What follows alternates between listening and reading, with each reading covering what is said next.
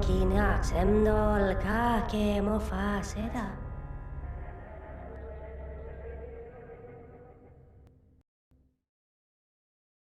This is Talking in Stations, a podcast about EVE Online. I, as always, am Artemis Albosa, your host and a member of Noir. Joining me today on the show, we have a fantastic guest, but first, we have our co-host with me today. Silver is out for tonight, so replacing him, we have Matterall of the Sunday Show, and also a member of Waypoint Set. Hey, how's it going, Artemis? I like the way you set that up. We have a great guest, but before we get to a great guest, we got this guy. Nice. You gotta build the suspense. I gotcha. Also joining us on the show today, our second co-host is Talking in Stations Chair. Welcome. Oh, no. Talking in Stations Chair has been replaced at the last moment with Ash Tarathy, a member of the Convocation of Empyrean. How you doing, Ash? Greetings, fellow Empyreans. I am Ashrathi, commander of the Convocation of Empyreans. I'm doing great. How are you? Doing well. And rounding out the show today, as I alluded to earlier, our fantastic guest, MasterGlorfy, otherwise known as MG, a member of the Intergalactic Space Hobos. Hey, thanks for having me. Appreciate it. Well, thank you for coming on. So we're going to go ahead and jump right into it today and talk about Intergalactic Space Hobos. We're doing a bit of a series on what does Lowsec look like in 2020. If you missed last Wednesday's episode, it was a recap of some stuff, some look at the Faction Warfare Treaty, some look at some other things. Definitely go check that out if you're more interested in the overall topic of what does Lowsec look like in 2020. But today we're going to focus specifically on Intergalactic Space Hobos. Now, I am completely unfamiliar with this group, as I mentioned last episode, and I haven't done much research whatsoever in the meantime because I wanted to discover and learn along with you, dear audience. So as far as I'm aware, Intergalactic Space Hobos are a pirate organization, so they're not part of Faction Warfare. They live in Lowsec, and they like to drop caps. That's all I know. So MG, can you correct me, please? No correction necessary. That's exactly who we are. Pirate group from Lowsec. The cap part is pretty true as well. We've always enjoyed dropping caps on people. We've moved away from that actually though when CCP nerfed carriers. Didn't really work for us small gang wise, so we've been changing things up a bit. Right on. And so how... Go ahead, why Michael. hobos? Why hobos? Well, there's always been a poor man meme in our corporation, Filthy Peasants, and hobos just seemed like the next level of it. Got to embrace the dumpster. No doubt. Looking at your group, looks like you've got a couple hundred members in the Alliance as a whole. How did you guys start? Did you start as a corporation and then become the Alliance? Was the Alliance formed and sort of corporations joined? What's your origin story? So the Alliance actually started as Arson Industries under a dude named Drake Arson, who helps me run the Alliance today. He and Filthy Peasants kind of teamed up in solitude for a while before we all kind of took a break from the game and kind of came back to it, tried to build up the Alliance, had some problems, learned some lessons, and then kind of on our third iteration of working as an Alliance, we rebranded, so to speak, moved away from the Arson name and moved towards Hobos, which was more fun. And as you can probably see, our logo is a dumpster, so there's generally a lot of fun to it, and that's helped us build it up a lot. The old "we're terrible at this game" meme. We might actually be terrible, though. Might be the first group to actually be terrible. I doubt it, but I don't know. I've seen some pretty good battle reports coming out from you guys. Definitely, you can hold your own. Speaking of those battle reports, what sort of fights do you guys get into? What does your gameplay look like, so to speak? It varies pretty heavily. I mean, it's one of the strengths of living in Lowsec and living near a nullsec region. We do everything from gate camping, which is what we're doing right now, to doing roams into Syndicate or through wormholes or things like that. And then occasionally get some nice fights on structures or over something more objective. I see. So it's a question I ask every single who I run into in Lowsec. Do you mine?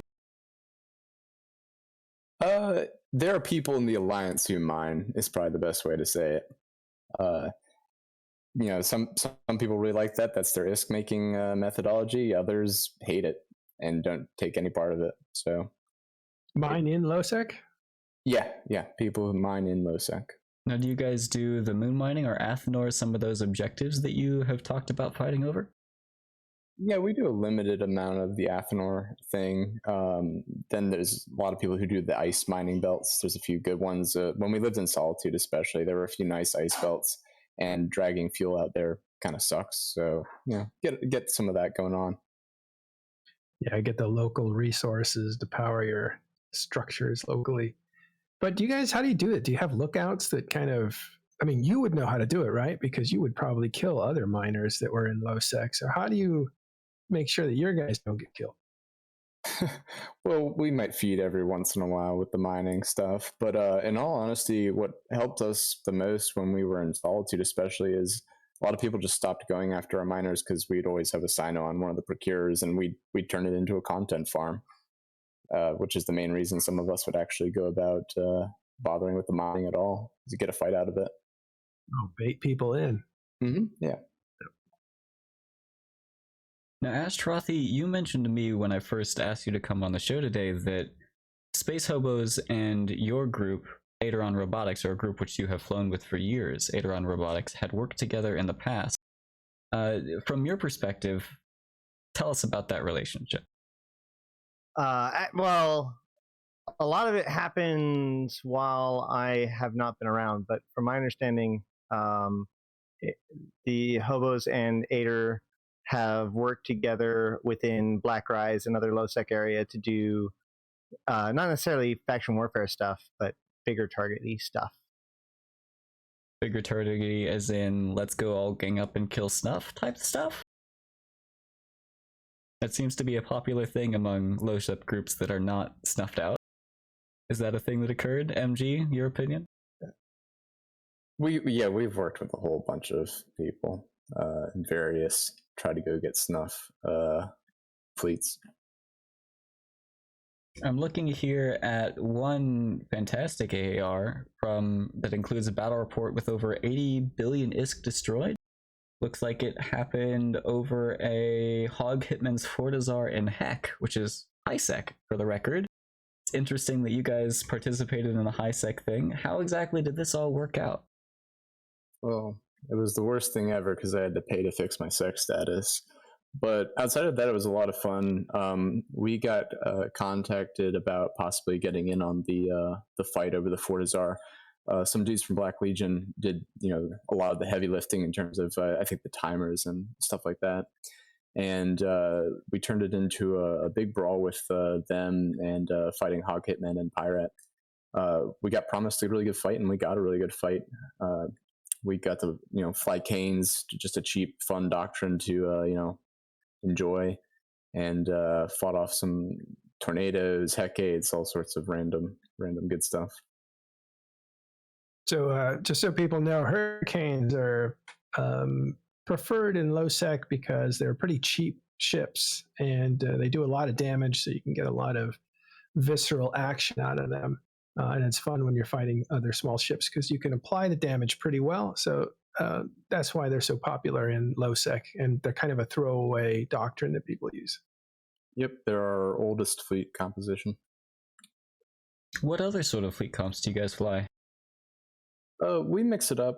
There's obviously Leshaks right now are pretty overpowered, so they're a necessity, a staple.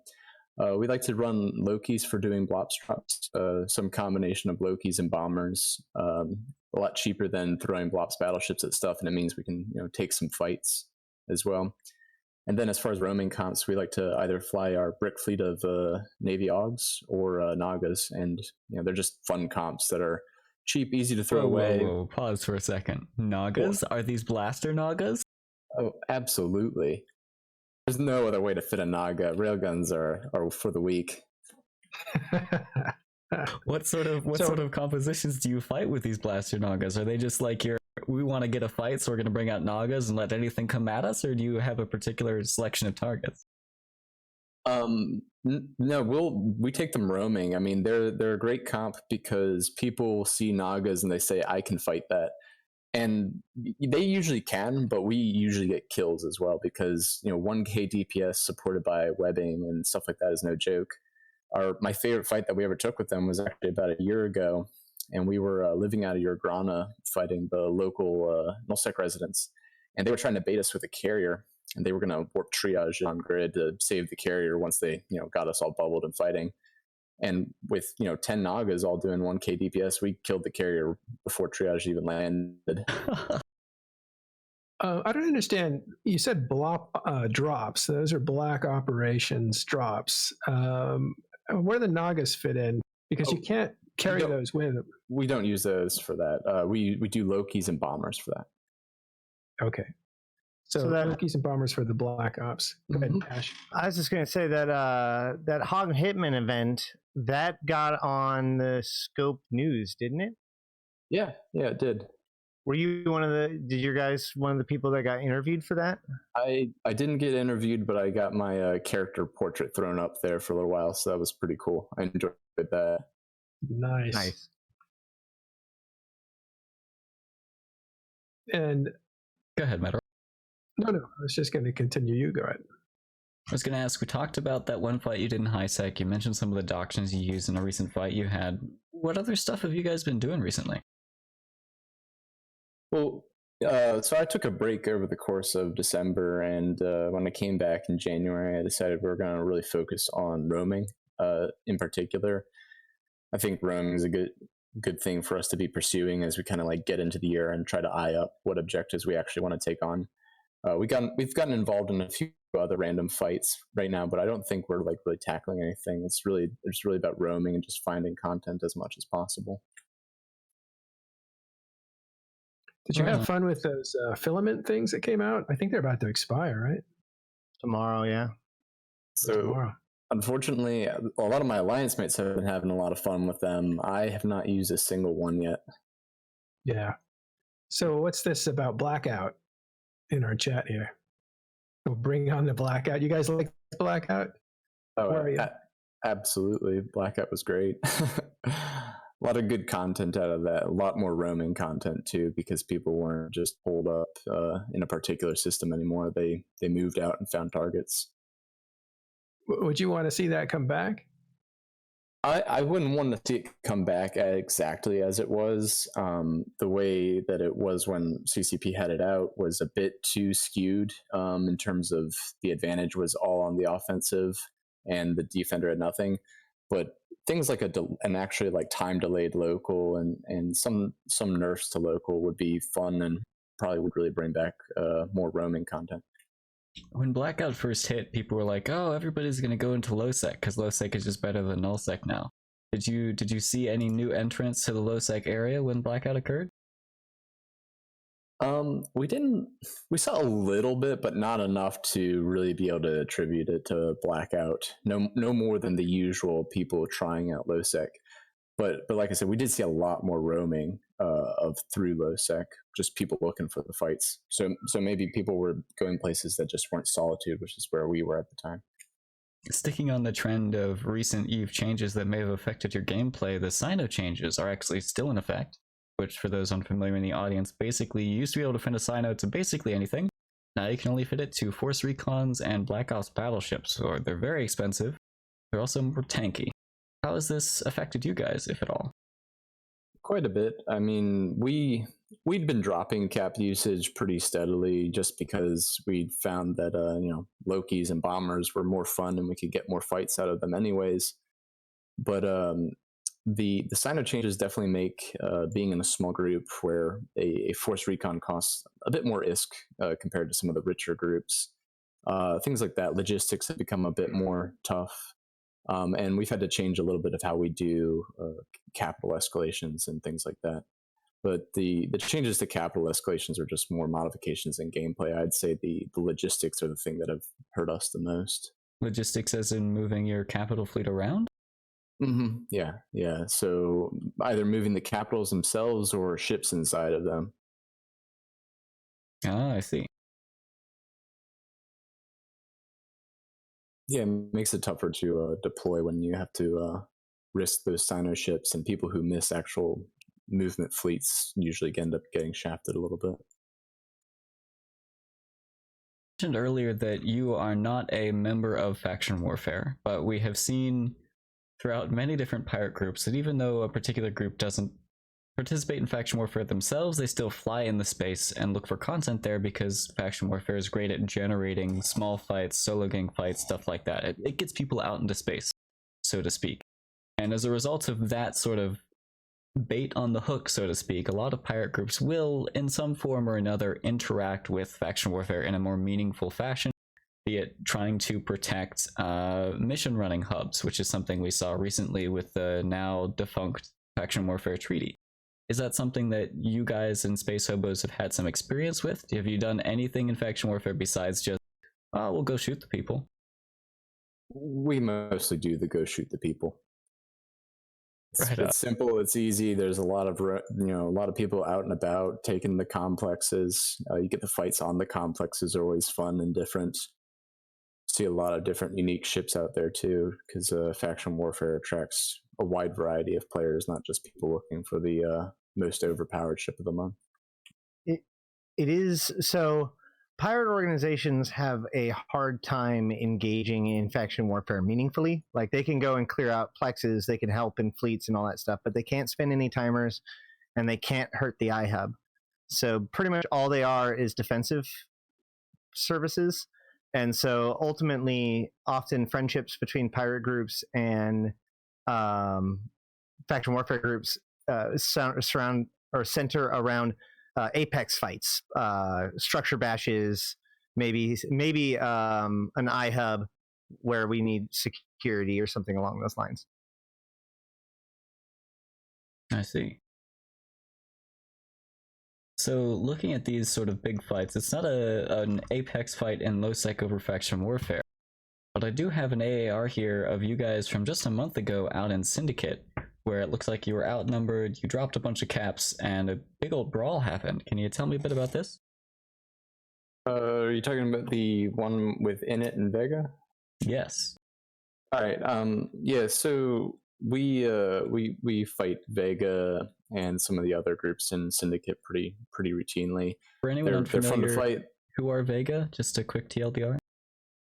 They're a primarily German group living deep in Syndicate. They're about our size, probably a little bit bigger, and definitely outnumber us in EUTZ. Overall, pretty fun group. They do give lots of good fights. And we'd been sieging one of their structures for that battle report. If I remember, it was an Asbel. And at some point in the fight, Init decided to drop on us. And we were definitely outnumbered, but traded pretty well with the caps that went in, which is one of the nice things about flying a few poverty fit dreads alongside some maybe more expensive triage. And overall, we had a good fight. Enjoyed it. It's always fun to get a nullsec brawl. It's not always something you get, but that was definitely a close range fight. I see in this fight you guys were using the Lowsec doctrine. How do you enjoy that one? Lowsecs are great. They're overpowered as anything, but there's nothing like getting 2k DPS from a battleship, and really helps you move through capitals or enemy subcap fleets. What's the poverty fit? Poverty fit for dreads is all the T1 modules, skimping any expenses where possible, using heavy cap boosters instead of the capital capacitor boosters, just kind of acknowledging that they're definitely going to die and you're just going on grid to try to get some DPS in. I love that poverty fit. It's hilarious. I think it's rather appropriate given the group. The hobos. Yeah, they really are strong with the theme. Yeah, I like that. Consistent. Yeah, like most groups, I ask for a bit of propaganda, and you get maybe like their alliance logo and a video or two that they've put out. But you guys have quite a bit of interesting propaganda, shall we say here, which you have generously provided to our viewers on Twitch and or YouTube. Is it a cultural thing that you guys have? Like, what is the? I know you mentioned it a bit earlier when we talked about the origins of your group, but is there a bit more of a story to the whole like filthy peasants, space hobos narrative you guys are spitting? The filthy peasant thing actually started as a Monty Python meme in that from the cores made by a dude named Reese Mackinac. Yeah, he was just really into Monty Python that week or whatever, and he's like, we'll be the filthy peasants from that. So that's how we got our start, and ever since then, we've always kind of embraced flying the cheap stuff when possible. Not always possible, but we have fun with it, and yeah, it's just a good way to play the game. Makes it exciting. Why Solitude? When we went to Solitude originally, it was more populated than it is now. There were a few nice little back pocket systems that you could farm belts, mine some ice, do some small stuff like that, and then there were a number of pipe systems along Solitude that were good for camping and fighting. And then you also have easy access to Syndicate, and Syndicate's always been really solid in terms of having a decent amount of roaming content or gate campers to fight off or things like that. I have an interesting question.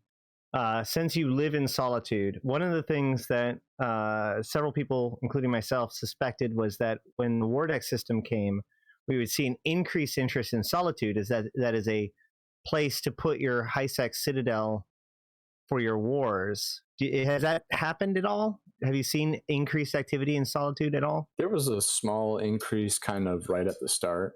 I think a lot of the smaller ward groups kind of folded, so we didn't have a long-term interest. We even offered high-sec groups a safe place to house their structures, like for a Wardeck HQ or whatever they're called. And still offer that for small groups interested. Shameless plug. But there wasn't a large increase in interest. Right on. So Kazim wants to know in chat here, what coalition are you with? And I have a follow-up. Coalition that we're with? We're not with anybody. We're completely independent, or strive to be. Right. And so my follow-up is why? For a few reasons. The first is making as many targets as possible. It's fun to be able to shoot at anybody and anyone and anything with no real strings attached. We've got friends in various groups, and we like to work with other people when possible. But really having no blue standings makes it easy to just go out and shoot the nearest neutral. Now, one reason that a lot of groups will join coalitions is for their own personal defense.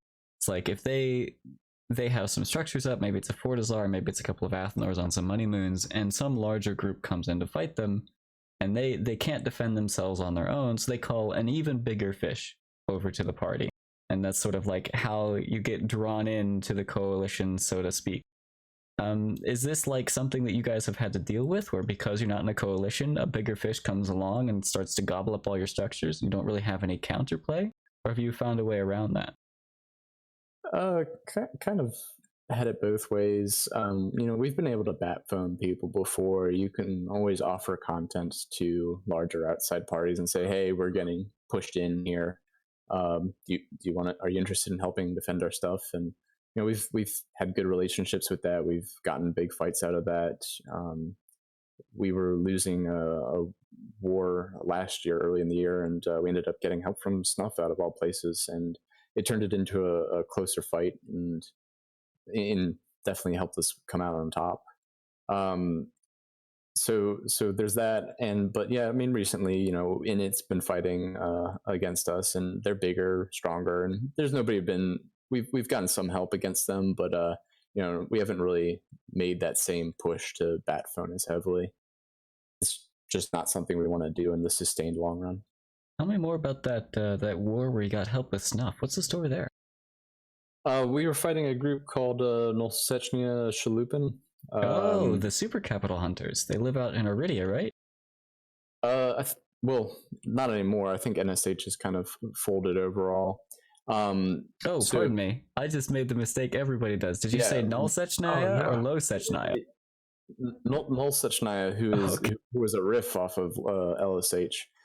So we still fight LSH when we can.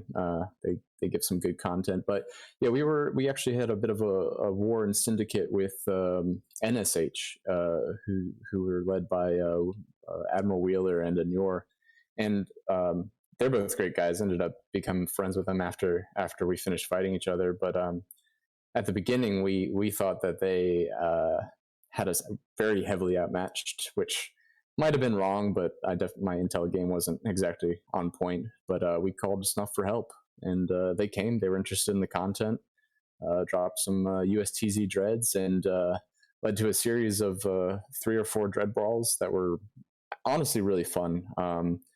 With the highlight being the Alliance exec of NSH accidentally jumping a jump freighter into the dread brawl because he thought it was in a dreadnought. Wow. I think I remember reporting on that battle report a year ago. We're like, and there's a random jump raider in this battle report.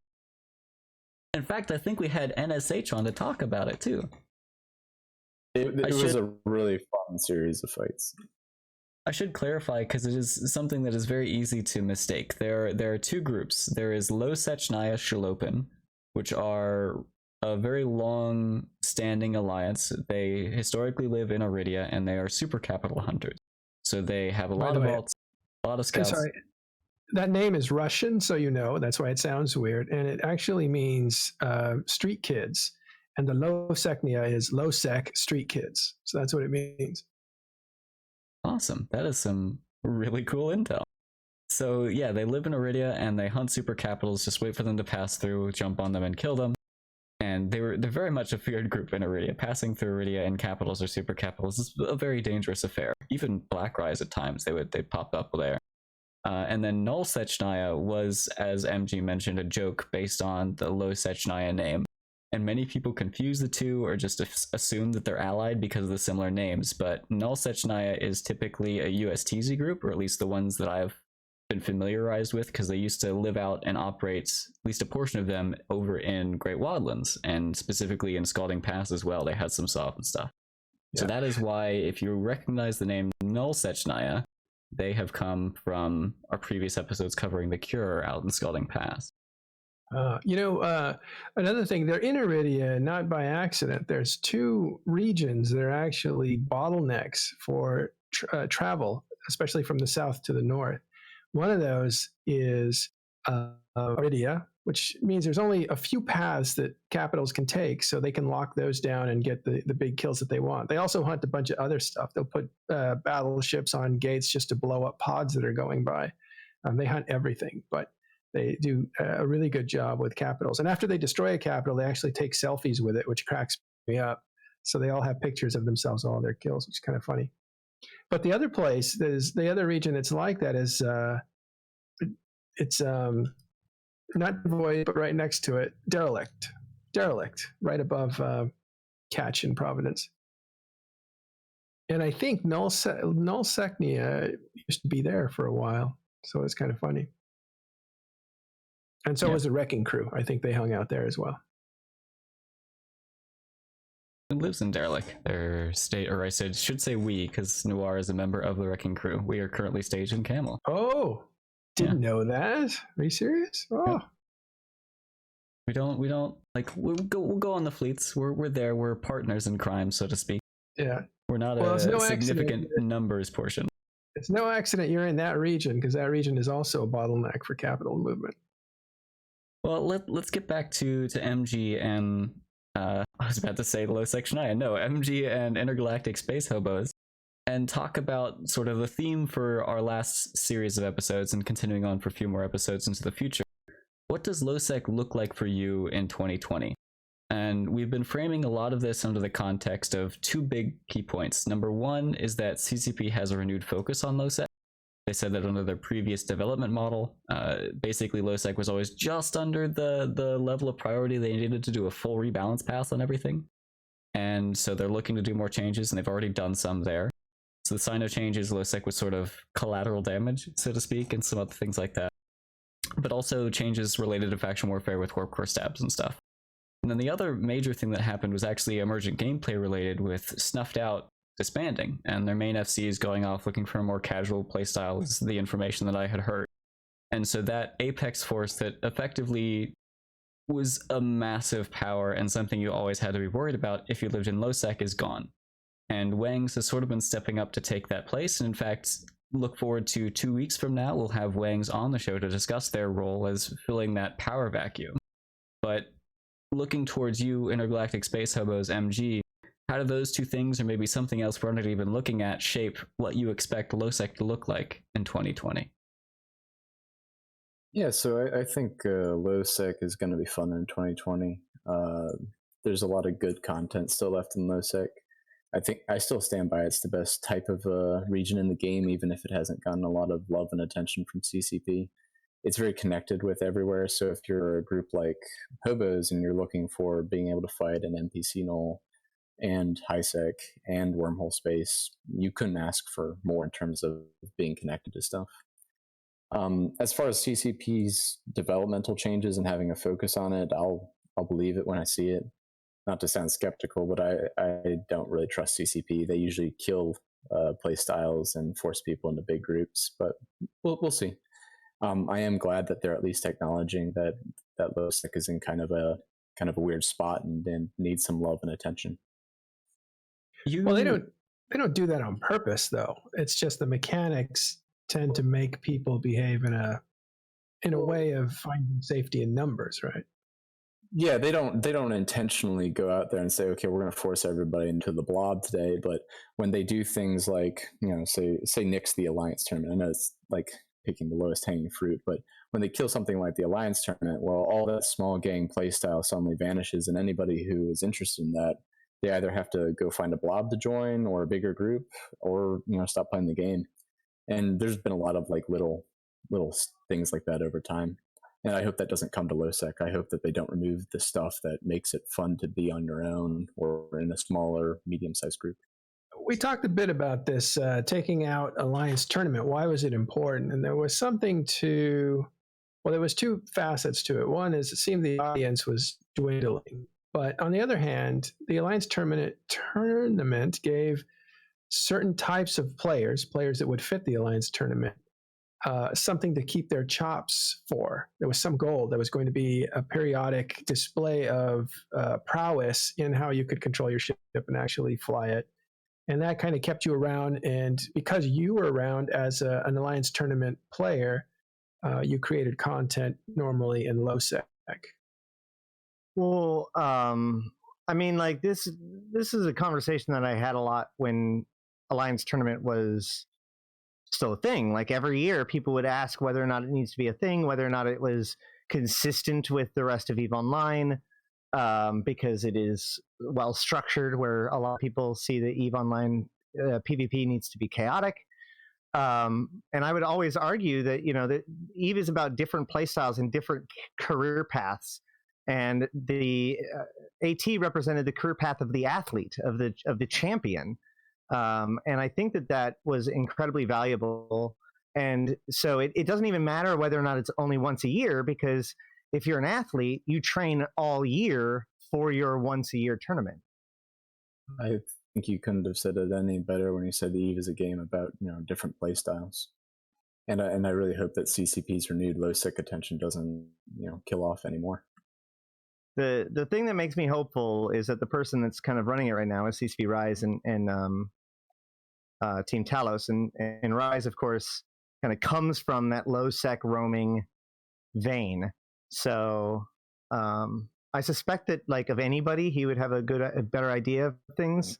And we also are entering into the quarter of PvP conflicts. So for the next 3 months, we should be expecting to see a lot more changes. We know that, well, we don't know what all we're getting tomorrow, which is, I think, a whole nother topic. But we know that there's going to be more focus on wormholes, more focus on faction warfare, etc. What's tomorrow? Tomorrow is Thursday. Take it away, Astrothi. Give us the lowdown. What do we know, and more importantly, what don't we know? We don't know a lot.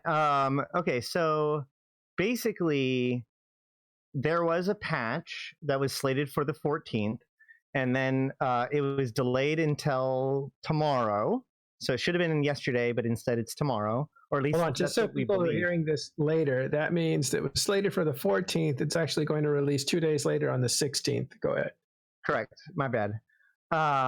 Okay, so it was supposed to be on the 14th. Now it's going to be on the 16th, we think. We haven't received any updates since the delay, and we also haven't received like any patch notes or any confirmation of what's going to be there. What is also interesting is that last week, last week they took Singularity off, or they put it into permanent VIP mode, or at least indefinite VIP mode. So we haven't been able to get on Singularity, and there hasn't even been any updates to Singularity in like half a month to a month now. Like there is, and the update that we did get was very bizarre. Like, well, there seems to be a lot of background data. Didn't they shut off the ESI link? Because the data that we got that showed updates to Singularity, we were pulling from the API, the ESI. And didn't they shut off that output? They did shut off the output, but I don't believe that is where HoboLeaks gets it. Like, whenever a new build comes out, HoboLeaks strips apart the build into their component files. Okay. So there are no patch notes, you were saying. Right. We have no so the only hint of anything that we have received, there's two that I know of.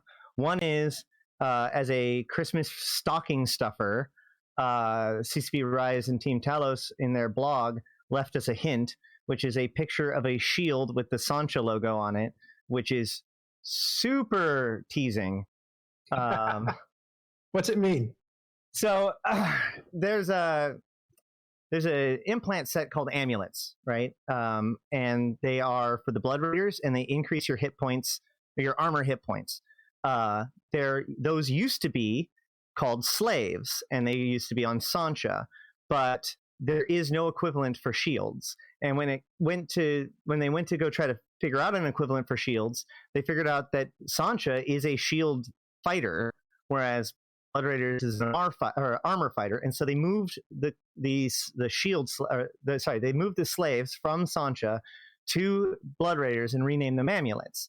Slaves are armor, right? Let's put that out there for people who don't know. Amulets are armor now. They used to be called slaves, now they're called amulets.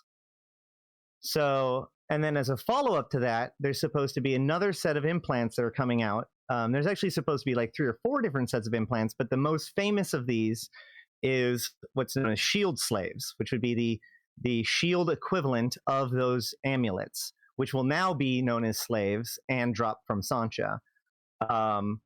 This is like meme territory level of like promises and pullbacks. So, shield slaves have been talked about for half a decade at least. It was promised at the beginning of the summer.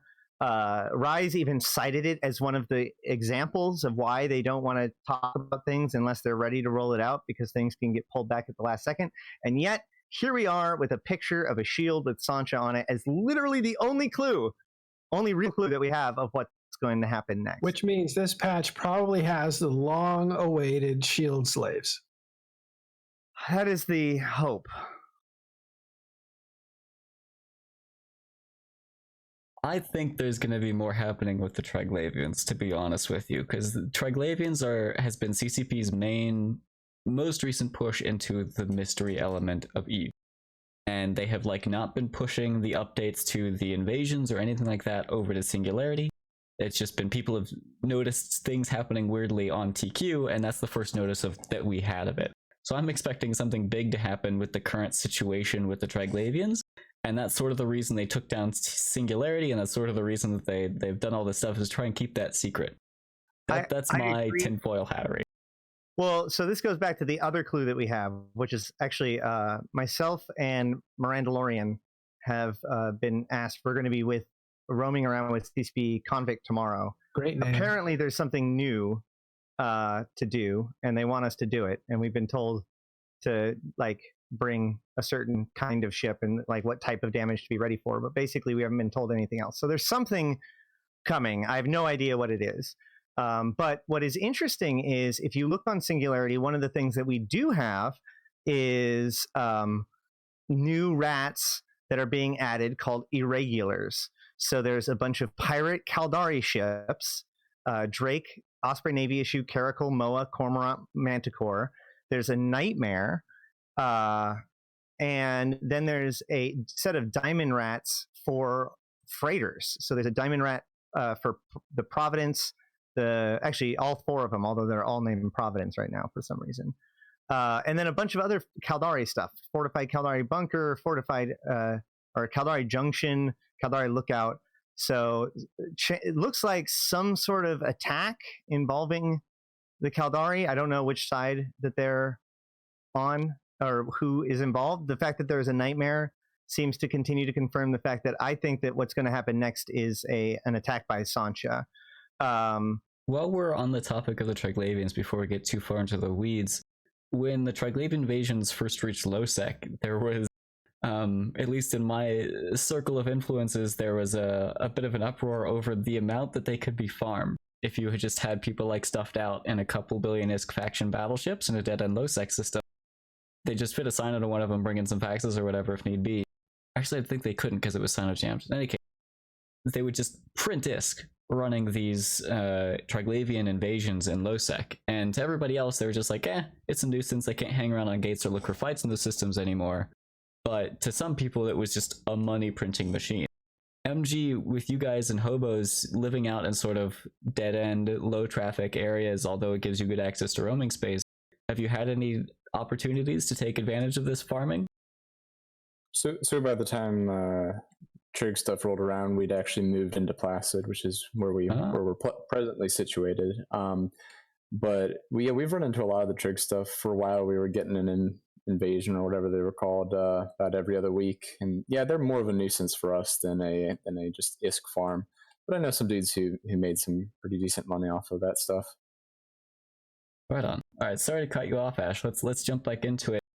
With you were talking about Sancha is almost certainly going to be attacking something. Right. Well, that's kind of the common theory. Well, there is a lot of Caldari. There's a lot of Caldari equipment. There's Caldari equipment labeled as pirate, and then there's this pirate Nightmare.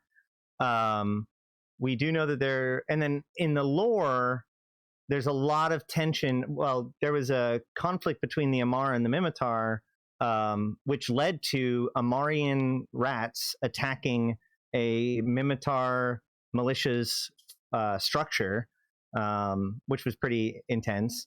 And it looks like they're kind of ramping up for the faction warfare overhaul.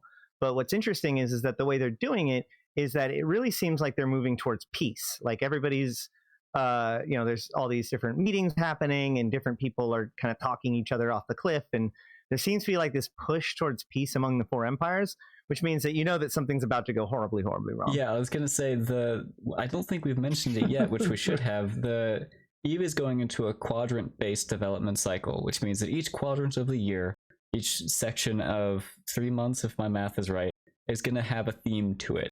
And there's going to be even smaller chunks of 2 weeks that Team Talos works with, but the theme for our first quadrant of 2020 is fight or flight. That's like the only solid information we have about the January update, is that it's going to be about fight or flight. It's going to have to do with PvP is what they say. So based on that, if peace happens in faction warfare and an update that's called fight or flight, I'm going to be so salty. Yeah, I don't know, man. They should just like, we had Uli convocation or number 2, and now there's no more faction warfare. Bye, guys. We're all at peace now. I don't see that happening.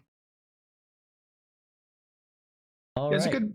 That's a good point. Just this last thing, I like what Freedom Tower says here. It says big market implications when Singularity goes silent. And I was typing up an answer to that. Normally, CCP is going to put wraps on information that's going to affect the market of EVE Online, because you don't want any information before that patch hits. So normally, if there was a lot of secrecy around something, it meant that it would have market implications and people couldn't jump on it. So that used to be true. I think what's true these days is because of the chaos era and the idea of surprising players and letting actual changes hit the actual game without going through the test server and being seen and then adopted to before that change ever makes it into the game. Since the Chaos era started, there's been a lot more of that. Have you seen any pullback from that sort of a thing, either any of you guys? I mean, it makes it like in other my words, podcast less fun because I don't have patch notes to read through and be like, hey guys, this is coming up. How hyped are you? Well, the point of this is that they're trying to surprise the players, right? And so now when CC goes down, is it because it's just a new mechanic? Is it an invasion because of lore? Or is it a market thing? We don't know, because now they're trying to surprise us a lot more often. I also want to suggest that there could be more technical reasons for this. As I mentioned before, we haven't actually received a meaningful update to Tranquility since the 18th, or I mean Singularity. We've actually received more recent updates to Tranquility than Singularity. But one of the things that is interesting is that the last significant change that we have has something like 14,000 changes to attributes and 2,500 changes to effects, and 4,500 changes to strings. So what they're doing is actually a fundamental change in the way that they are structuring their data, which implies to me that they're changing some sort of the engines in the background.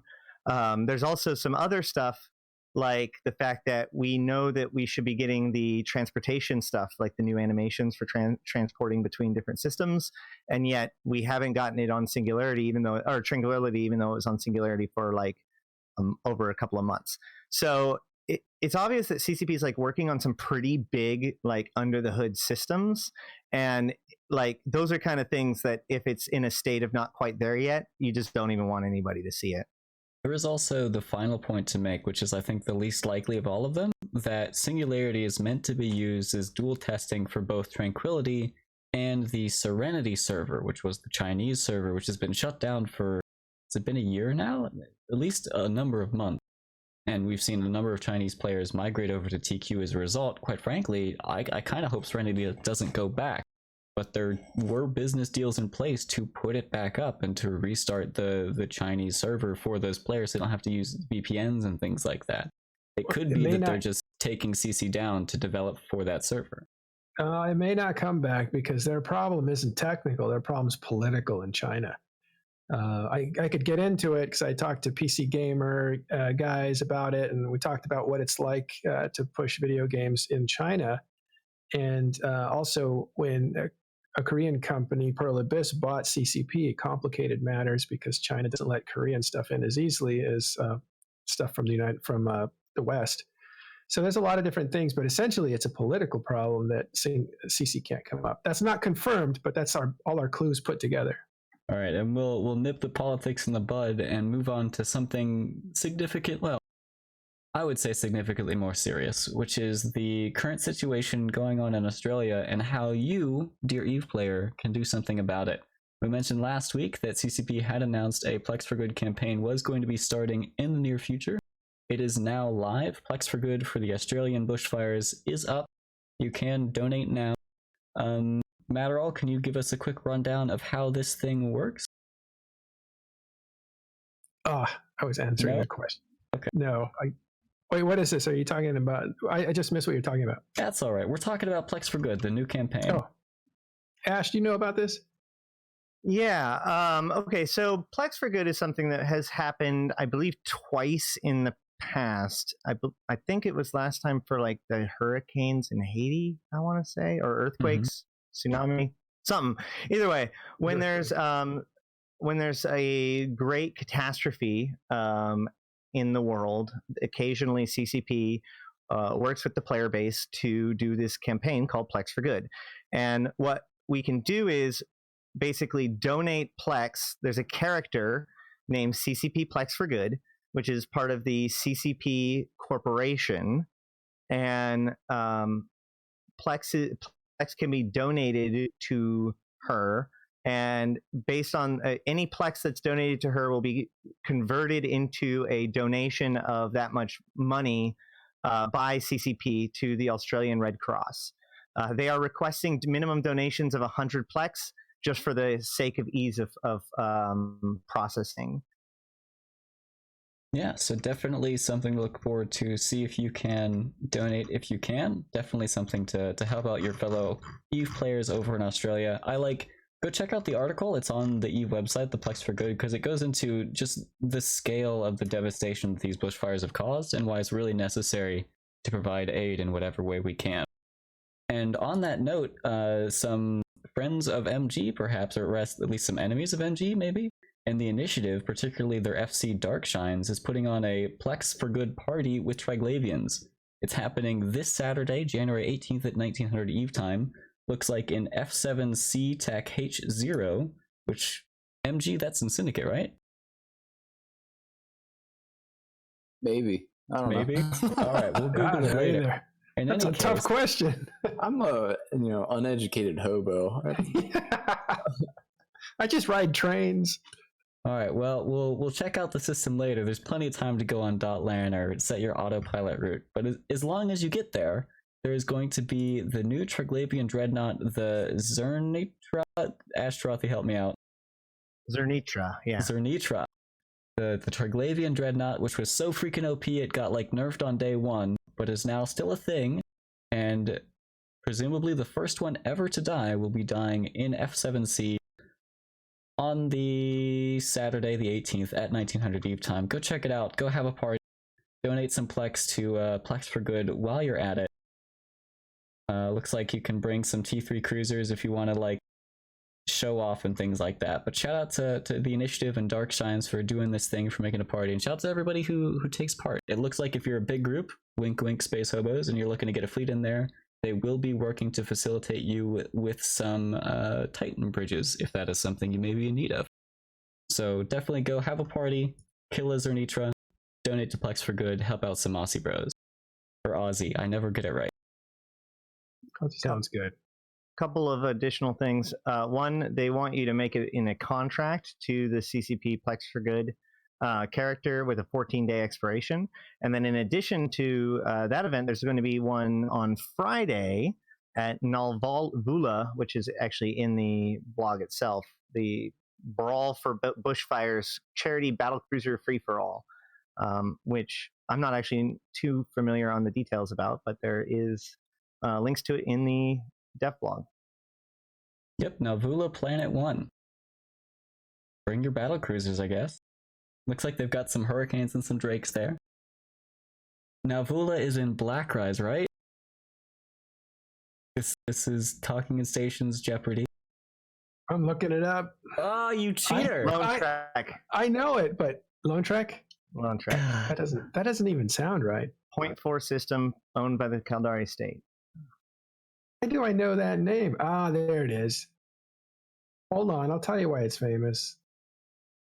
Is this your wait? We're transitioning now. It's Hang right on, before. pause, Matterall. Hang on. We're moving into a section we like to call Something You Might Not Know. This is a little section of the show where the hosts and the guests tell you, dear listener, something you may not know about EVE Online. It could be related to mechanics, could be lore, could be history, but it's hopefully something you don't know.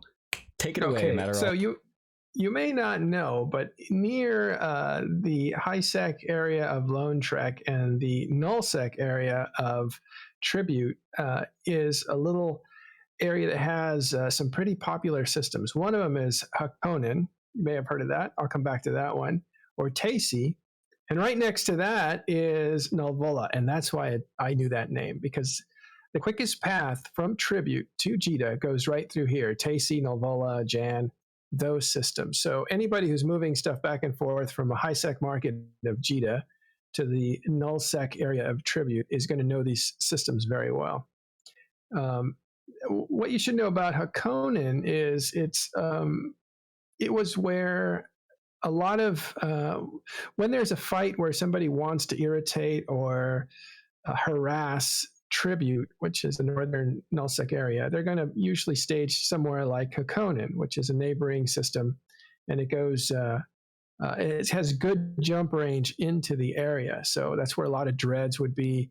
That's where a lot of I believe Hakonen is where a lot of fights are staged. So when the Imperium came up north to try to attack NC and PL, they stationed in Hakonen to get that range, that force projection range into the north, but also staying in Lowsec where they couldn't be camped in and destroyed.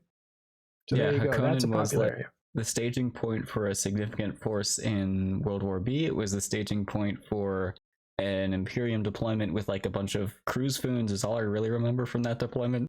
Shortly after, or a little bit after World War B, then there was the initiative deployment up to Hakonnen while the Northern Powers PanFam was still in there, and then there was also the deployment from the Imperium again where they just glassed all of Tribute.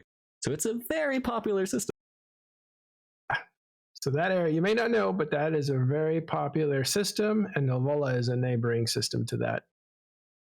All right, Ashtarothi, do you have something that our audience might not know? Sure. I actually have two small things. One, you might not know that we're currently sieging Tama, so there's plenty of good fights there. Bring your frigates. Like 4 jumps from Jita, right? I know, it's great. It's the last system in the southern half of the war zone that is not owned by the Galente. So I've told my guys that they're not allowed to do other stuff until I own Tama. But on the other, the actual you might not know is what you might not know is that there is a guy running for president of the Galente Federation. A player by the name of Juliana Soder is a long-standing member of the Galente militia. I think he's the CEO of like the main corporation within Valor Accords, long-term role player, and he has declared that he is running for the Galente presidency, and the lore has acknowledged it. There has been a ticker or a headline that read that his like they have some sort of charity or they have a grant that helps pay for your fees to run for president or whatever. And so he got approved for that, which basically means that he's running for presidency. Now, what does that mean? I have no idea. We'll have to find out in the next couple of months. Wow, all right. My something you might not know is more mechanics related. So for anybody who's come back to the game recently, there's been a major change, a long requested one, which is shareable bookmark. And one group, which a fantastic group, they've been on TIS many a time for the amazing things they've done, Signal Cartel, is using this in a particularly special and useful way. They have long been residents of the system called Thera, which is a special wormhole system that has a lot of connections to wormhole space, also to K-space, which is nullsec, lowsec, highsec, things like that. And it also has NPC stations, which notably you can jump clone into, and you can also set your death clone in Thera. And the thing that I want to talk about is their use of these shareable bookmarks, where Thera is now scan probe optional. Usually if you're exploring in a wormhole or you want to live there, travel through there, you have to use scan probes in order to scan down the signatures to then warp to the wormholes and leave and go in. Because there are no stargates in wormholes, only wormholes themselves as your conduits in and out. But what Eve Scout is doing is they've created a public access list for bookmarks for both the entry points and exits from Thera. So all you have to do is add this thing. You can even put it on flying when you don't need it. And at any time, if you need to get into and out of Thera, or more likely, if you're traveling around, want to take a roaming fleet somewhere, just quickly check eve-scout.com and look to see if there's a connection nearby where you want to go. Then just use the Eve Scout bookmarks. Don't have to have a scanner. Don't have to waste your time scanning, even if you're like bad at the minigame.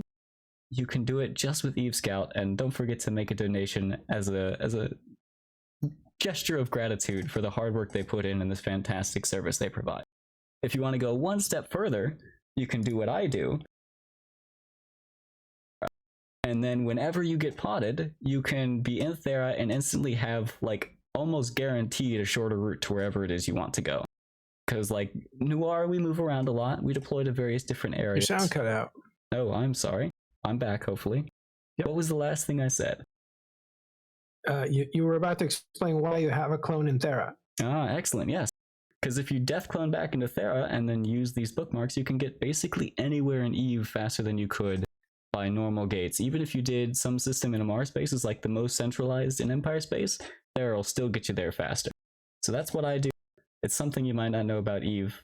Hopefully you can get some use out of it. All right, last but hopefully not least, MasterGlorfy MG, what you got for us? Mechanics again, but control, left click, drag selects a bunch of things in space at once, which I love because it lets me AWACS multiple people at once. All right. And I guess that'll do it for this week's episode of Talking in Stations. I hope you'd enjoy it. Thank you very much to my co-hosts, Matterall and Ashtarothi, for joining me today, as well as our fantastic guest, MG from the Intergalactic Space Hobos. You can tune in again next week at the same time, Wednesdays at 23:59 UTC. We'll be having Red versus Blue on, who are recent additions to the faction warfare scene. We also are going to have the week after that some members of Wangs or Pandas Out, the Alliance, which we've talked about many times on these episodes. So be on the lookout for those. Also, we have our regularly scheduled Sunday show at 1600 UTC. Make sure to tune in for that. Matterall, can you leak any information about the upcoming Sunday show, or is that all still too secretive? No.